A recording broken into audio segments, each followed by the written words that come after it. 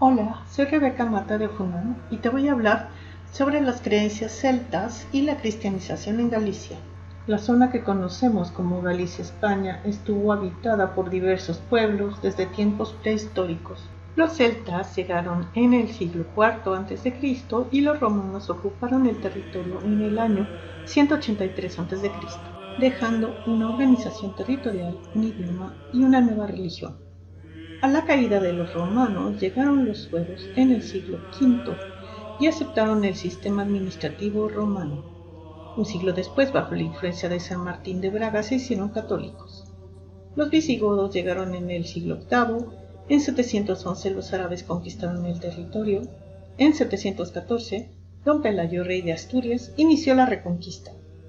La ocupación de todos estos pueblos dejó una herencia cultural importante en la zona. En 813 se descubrieron los restos del apóstol Santiago en Iria Flavia, lo que convirtió a Galicia en un destino de peregrinaje y la comunicó con toda Europa a través del Camino de Santiago. Galicia tuvo un pasado celta y la instauración del cristianismo fue complicada, pues la planeación del proceso de cristianización fue principalmente urbana y en Galicia la población era básicamente rural. La Iglesia luchó contra las creencias precristianas que siempre se mantuvieron en el sustrato de la cultura popular, y la población campesina, en general, siguió siendo siempre pagana. En el Concilio de Braga y los concilios de Toledo señalados en la imagen, encontramos referencia a las costumbres paganas y a las estrategias para combatirlas. En De Correctione Rusticorum, San Martín Durmiense habla sobre las costumbres paganas frente a árboles, fuentes y piedras que eran denunciadas a las autoridades eclesiásticas. Sin embargo, y a pesar de todos los esfuerzos, en 1477, en la Arquidiócesis de Braga, encontramos un escrito que denuncia que aún en esa época se practicaban misas al aire libre llevando el cuerpo de Jesucristo fuera de los lugares consagrados a los campos, al pie de los árboles y a otros lugares deshonestos. Los campesinos que profesaban el cristianismo siguieron durante siglos realizando los rituales heredados de sus religiones precristianas en toda Europa. Las creencias paganas, más que una forma de pensamiento, constituían una forma de vida con formas sociales ancladas al pasado, por lo que era muy difícil desarraigarlas. Es muy probable que, a menos que algún predicador así se los enseñara y se los señalara, los campesinos no tuviesen conciencia de que sus actos incurrían en una contradicción. La estrategia inicial, que consistió en prohibir estas conductas, ritos y destruir ídolos, no resultó muy efectiva. Después la Iglesia comenzó a sobreponer el cristianismo a las creencias paganas. Los celtas creían en dioses relacionados con la naturaleza y realizaban rituales frente a árboles, piedras o aguas. Los celtas creían que el agua de pozos y manantiales tenía poderes curativos y preventivos para mantener la salud, así como poderes adivinatorios sobre el futuro y asuntos amorosos. Se realizaban una serie de rituales que la Iglesia intentó prohibir en el Concilio de Arles cerca de 452. El agua era reverenciada como parte de la naturaleza y la población continuó con sus ritos, pues creían que en el interior de los manantiales residía un espíritu benéfico. Bebían su agua y rociaban sus cuerpos desnudos realizando vueltas circulares alrededor de los pozos, cogidos de la mano y de izquierda a derecha. Dejaban ofrendas como alfileres doblados, botones, broches y posteriormente monedas o algún pedazo de tela atado a los arbustos cercanos. Es interesante señalar que las fuentes reconocidas con capacidades curativas eran precisamente aquellas constituidas por agua natural, sin ningún tipo de elemento mineral, de forma que su poder estaba directamente relacionado con los númenes del agua. Existen diversos tipos de ritos con agua, profilácticos y de fecundidad, oraculares o adivinatorios y pluviales. La Iglesia acabó cediendo y paganizándose cuando el Papa Gregorio el Grande cambió su estrategia evangelizadora al ordenar que se tolerasen los rituales paganos sustituyendo a los dioses por algún santo. Así, Se edificaron iglesias y baptisterios al lado de estas fuentes de agua y se les dieron nombres de santos, con los que se continuaron realizando los rituales. Se siguieron observando las indicaciones enseñadas de generación en generación, como aquella que señala que para obtener mejores beneficios, las aguas debían ser recogidas en un cierto día y hora, sobre todo a los inicios de un año, o tomadas sin que se derrame una gota durante 9 días. Esa agua se denominaba la crema del pozo o la flor del pozo, de acuerdo con Alberro, y tenía mayores propiedades curativas. Asimismo, el agua acabó mezclándose con el aceite que ardía frente al sagrario de las iglesias más próximas a fin de cristianizar el rito. Las aguas de los ríos comparten muchas cualidades humanas. Tienen brazos, nacen en un determinado lugar y se extienden por un lecho. El río Navia mantuvo el nombre de la diosa preséltica de la fecundidad. Existe la idea de que beber agua de un río puede inducir al olvido o pérdida de la memoria en la zona de Galicia. El río era un lugar sagrado y por eso atravesarlo o tender un puente podía agraviarlo y se debía realizar un sacrificio. La iglesia optó por consagrar los puentes y construirles una pequeña capilla. Otro ritual cristianizado relativo al agua de los ríos fue el bautismo del vientre materno a la orilla de los ríos. El agua presenta una condición especial en el caso del rocío, ya que no proviene del cielo, del río ni de un manantial y aparece al amanecer cuando no es de noche ni de día. Se utiliza el 1 de mayo y hay que revolcarse desnudo sobre la hierba para recibir sus beneficios. Al rocío u orvallo caído en la noche de San Juan también se le atribuyen propiedades curativas, así como al agua que se deja serenar durante esta noche con hierbas olorosas llamada agua de San Juan. El mar provee alimentos y su agua se utiliza para obtener fertilidad. Las mujeres debían sumergirse después de la 9ª ola y permanecer con el cuerpo cubierto por el agua. La gente creía que las olas del mar, que rompían sobre la costa o la playa en series de 9, poseían propiedades curativas y eran beneficiosas en general y proveían buena fortuna.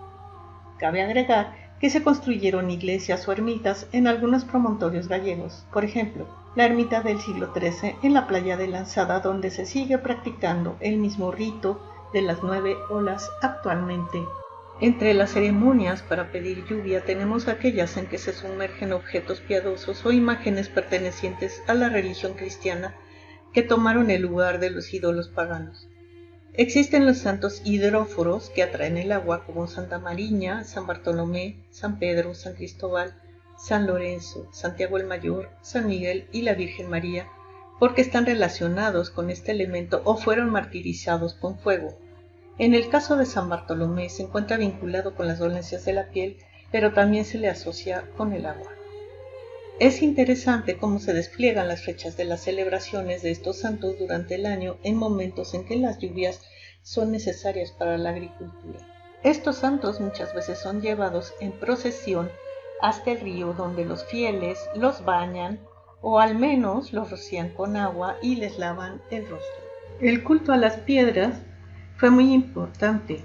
Las piedras oscilantes se utilizaron con fines adivinatorios y en juicios, donde se determinaba la inocencia de la persona si lograba que la piedra oscilara al subirse en ella. También se les atribuía propiedades fertilizantes. Las piedras horadadas, que poseen un hueco en su centro, como la pedra do Cadris en Muxía, tienen un poder curativo contra la artritis y otras dolencias. Y una manera de protección personal consiste en conseguir una pequeña piedra horadada y colgarla sobre la cabecera de la cama para proteger al durmiente de todas las enfermedades. Las piedras mágicas fueron sustituidas por los escapularios y las reliquias de contacto dentro del contexto cristiano. Toda la leyenda jacobea está relacionada con el culto a las piedras.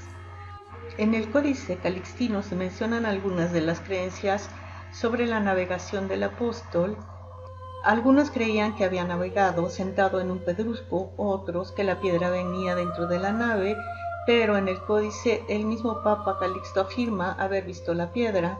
Estas creencias siguieron muy arraigadas en la gente, de forma que en el siglo XV se hablaba de una barca de piedra de la que los peregrinos arrancaban pequeños trozos que se llevaban como reliquia. La iglesia de Santiago del Padrón conserva bajo su altar la piedra a la que se dice que se amarró la barca de Santiago. Esta piedra en realidad es una ara romana con una inscripción a Neptuno.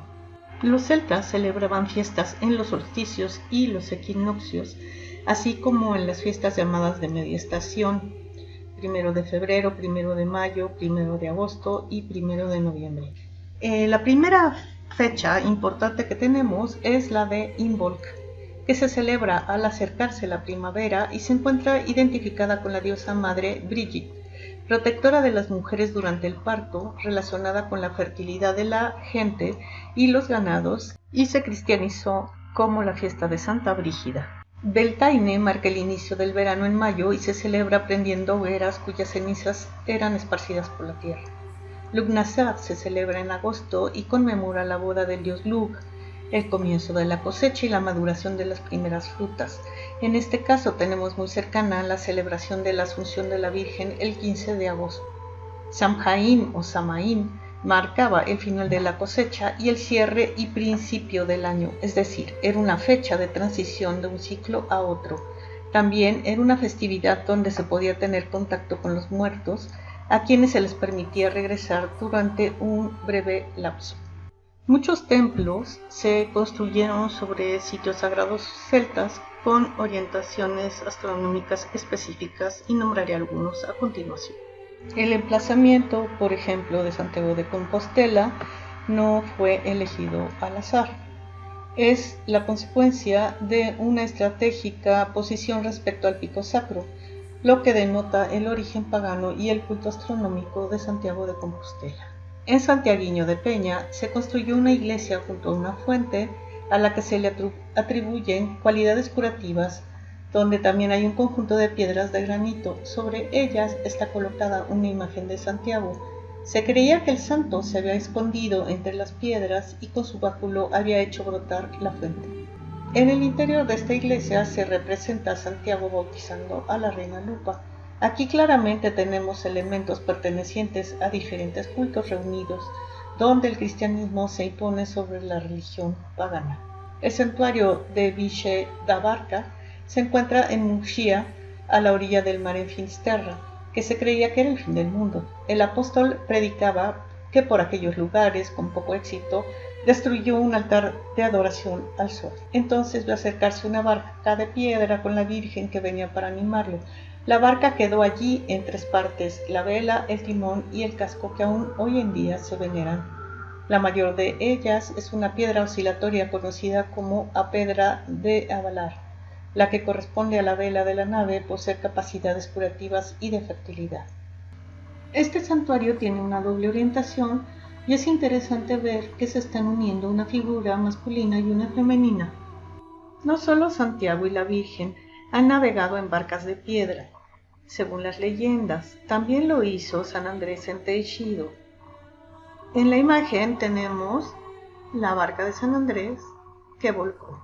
Nuestra Señora do Corpiño está localizada en la parroquia de Santa María de Luzón, a 500 metros de la iglesia románica de Santa Eulalia, que a su vez fue construida sobre una necrópolis. Aquí se celebran 24 y 25 de junio las fiestas de el Corpiño, en la que se practican exorcismos. Además se celebra el 24 de mayo el Corpiño Pequeño. Un Corpiño está estratégicamente situado frente al Pico Sacro, a fin de ver exactamente cómo en el ocaso solar de la festividad de Beltaine el disco del sol se oculta en la peña del Pico Sacro. Por último, Santa María de Castroleta está ubicada en lo alto del castro de Castrovite. Junto a la capilla sobresale una roca con cazoletas que parece haber formado parte de un altar rupestre. Esta iglesia también tiene una orientación astronómica lunar respecto al Pico Sacro y es interesante que se venere a una figura femenina. Muchos de los actuales santuarios de Galicia están emplazados en sitios que fueron elegidos por su orientación astronómica, que debieron escoger con anterioridad observadores específicos precristianos con conocimientos astronómicos y calendáricos. Por último, en el momento en que se pierde el origen de la tradición, podemos pensar que de alguna forma se unificaron las creencias dentro del cristianismo al tratarse de ámbitos espirituales, sin que este último pudiera acabar completamente con algunas prácticas precristianas no asimiladas como la magia, la adivinación y la brujería, que al quedar desarraigadas de su contexto original, se relacionaron con el culto al diablo. Muchísimas gracias.